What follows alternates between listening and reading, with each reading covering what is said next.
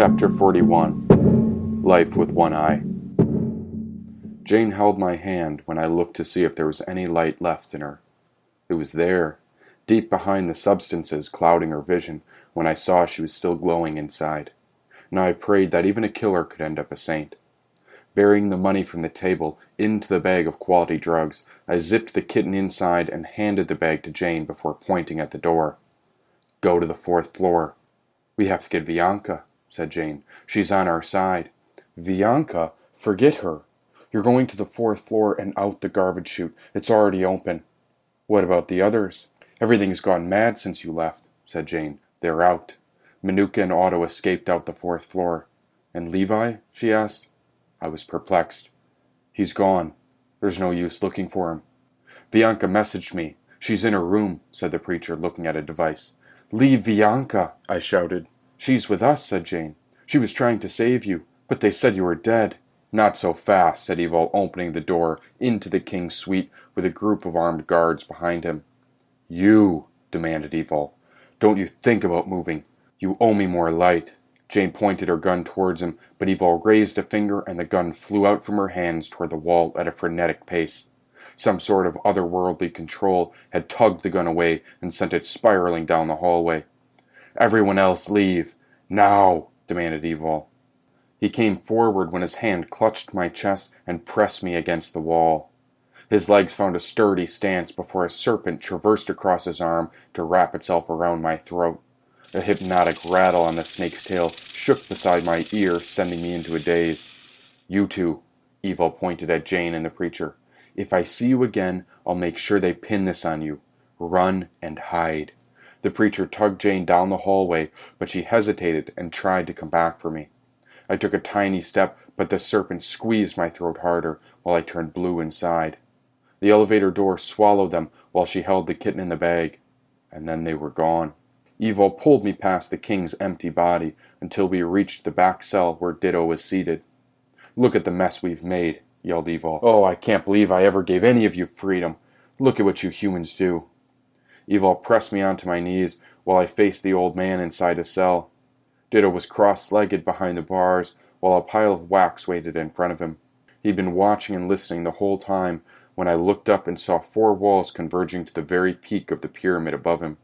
Ditto had yet to open his eyes. "One of the Indigo children," said Ditto. "I knew you'd make it here. The light in me sees and honors the light in you. Namaste."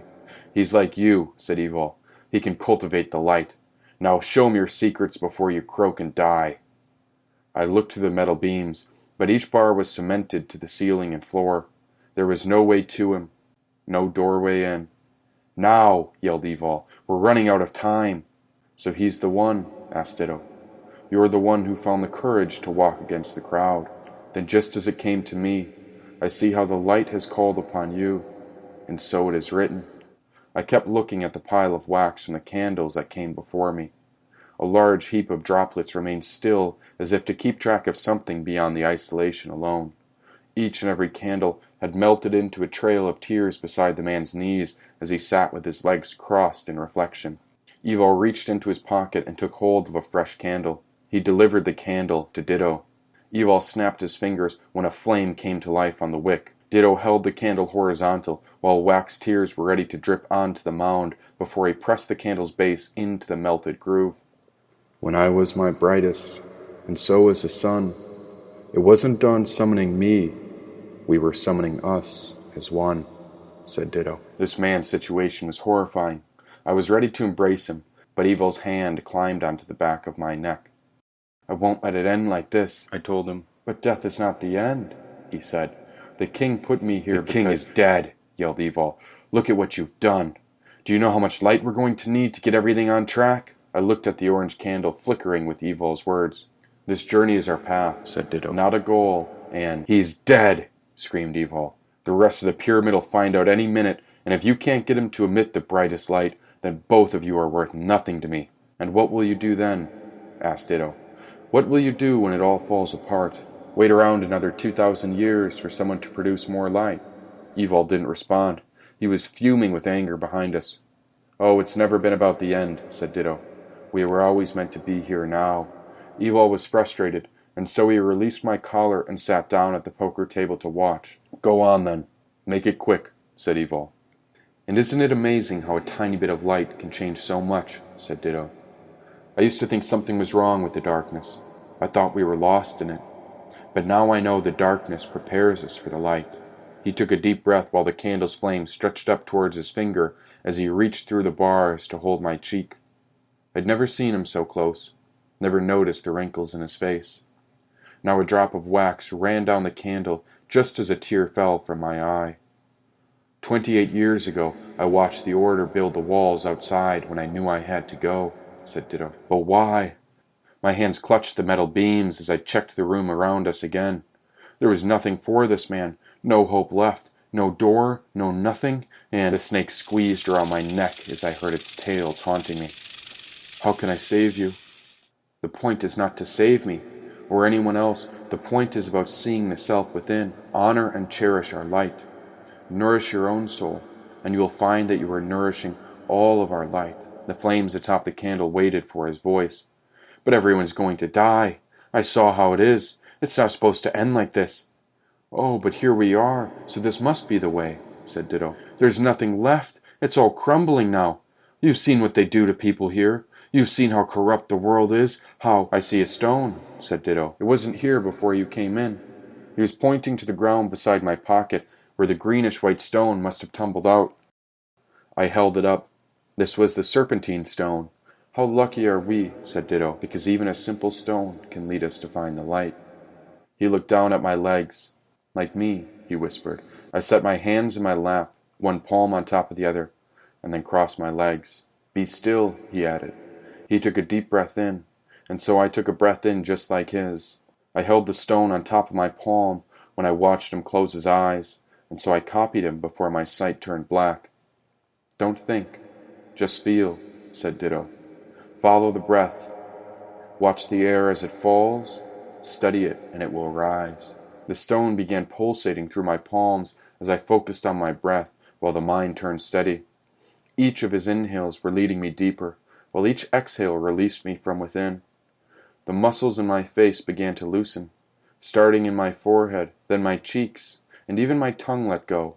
Next my shoulders became relaxed, and only after the voice in my head went silent for a few moments could I feel a force growing through my palms when a white light began to glow from within.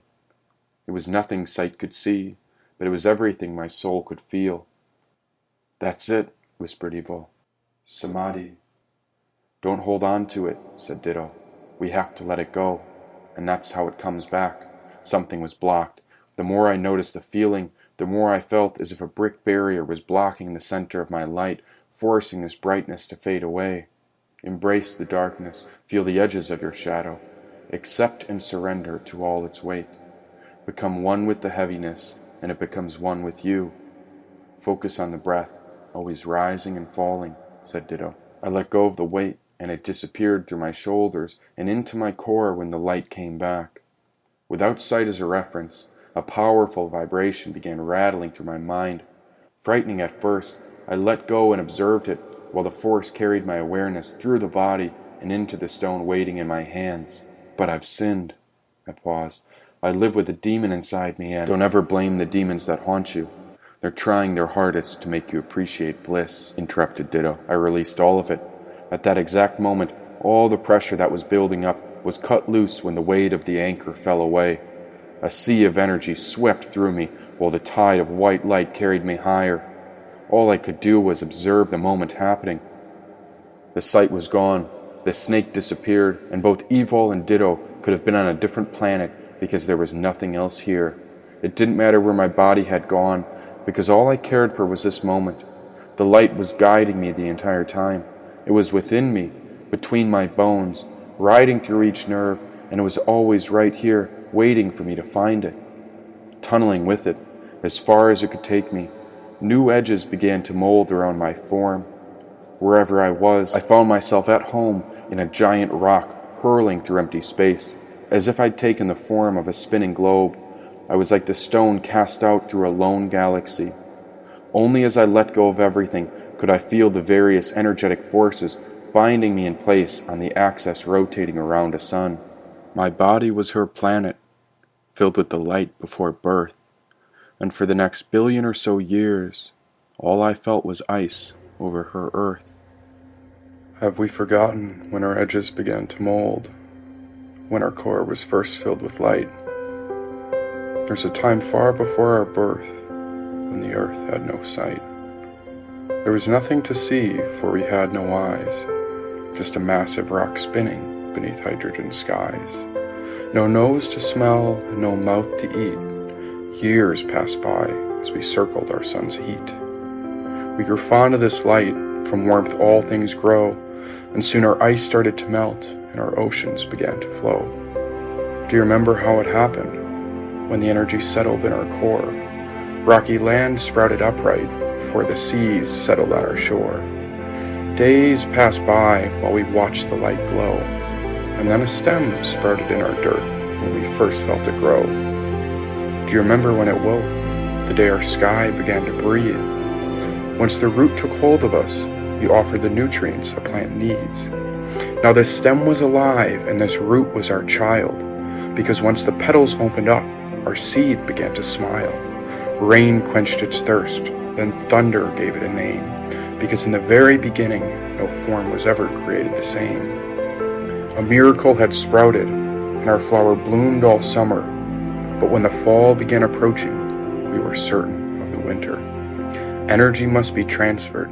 This is the law of our lives. Every beginning has an end, and now our heavens began to cry. We watched the petals let go. I heard you pray to our sky, but nothing could save our daughter, and so we watched our first flower die. We froze that winter, and I cried all spring, but then two seeds began to sprout, and our heavens began to sing. Lightning called down, sand kissed the seas. We offered all of our energy so that every flower could breathe. Soon fields became forests, now there were infinite seeds. It didn't matter vegetables from fruit, the mother supports all her children's needs. Soon cells found bodies, now animals grazed the earth. All was aware because our mother gave birth. Do you remember her way? How this was always our path. Oneness is the future, and one is the sum of all mass. Don't forget about our flower. Earth is the garden we grew.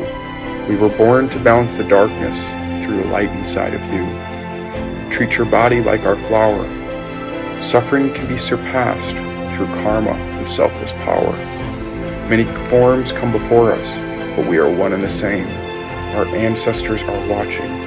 We are the light within the flame. Don't forget about our first flower and the day we first died. Seek humility in life, because death kills pride. Do not fear the end. It's like a trip across a stream. No need to pack your bags. Our energy transfers like a dream. For as long as we are separate, our soul must not quit. Life has one eye, and we are it.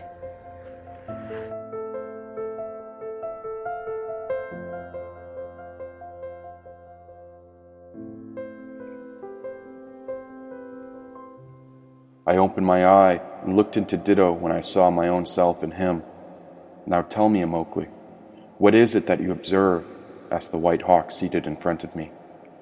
We come from the same place. All of us are born from our mother. I gazed upon him when I saw myself in his eyes again. There I sat, reflected on his pupil, staring back at me while the orange candle took its last breath before the wick dissolved and the light went out. All at once a screeching alarm rattled through the speakers above. A furious voice was yelling through the intercom on the lower levels, sending a panic across the pyramid. These people don't realize they're trapped.